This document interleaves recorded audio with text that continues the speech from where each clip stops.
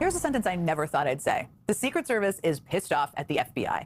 Specifically, 3 people familiar with the incident tell MS Now that Secret Service officials are mad that Trump's FBI Director Kash Patel prematurely announced the details of a sealed and ongoing criminal investigation into a plot to attack Sunday's UFC match at the White House. Now, the sources say that roughly 10 suspects had not yet been arrested and placed in custody when Patel made his announcement. The sources say that the Secret Service and the FBI had been partnered on the investigation and had planned to make a joint announcement about it later. But the sources say Patel jumped the gun. Deputy Director of the Secret Service responded to a question about the FBI revealing their investigation. And while he never said Patel's name explicitly, just listen, it's kind of obvious who he was talking about.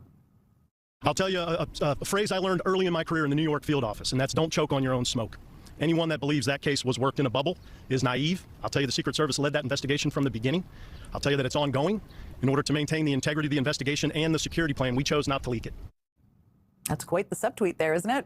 Well, the Secret Service chose not to leak the details of this criminal investigation prematurely because that would be dangerous and stupid. People familiar with the incident are now leaking like a sieve about Kash Patel and how dangerous and stupid it was for him to leak those details. And that fits a larger pattern we have seen over Patel's entire tenure as the director of the FBI. Over and over again, we have learned about one scandal after another because people inside Patel's own FBI are so alarmed they leak to the press. Remember when the New York Times reported that Kash Patel had assigned a SWAT team to escort his girlfriend around? The FBI actually ended up confirming that was true, saying the extra protection was needed because of threats. But we only learned about that scandal because an FBI official briefed on the matter chose to tell the New York Times. Remember the Atlantic's reporting on allegations of Patel's excessive drinking? We talked about it on the show that night with the reporter who wrote it. Patel sued the Atlantic over that reporting, denying all of it. But that reporting relied on more than 24 sources, including then current FBI officials. Kash Patel has had so many scandals. And now the Democratic chair of the House Oversight Committee, Jamie Raskin, is alleging that there might be more scandals that have never come out because he alleges that Patel may be buying people's silence with your tax dollars, by the way. In a letter to the FBI, Raskin alleges that Patel has given FBI employees more than $1 million taxpayer dollars from a slush fund. Raskin alleges that payments of nearly $8,000 each have been made to multiple individuals every 2-week pay period, despite those individuals already maxing out their federal salaries.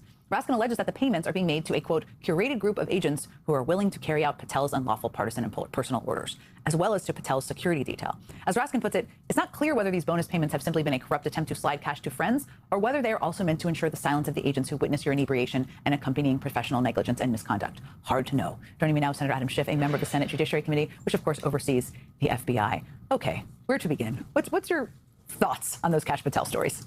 This is what happens when you take someone who is completely incompetent and you put them in charge of what had been the premier law enforcement agency in the country. He was so unqualified for this position. His only real qualification is that he was willing to do anything Trump wanted. But that doesn't substitute for being competent at your job. So we've had embarrassment after embarrassment after embarrassment.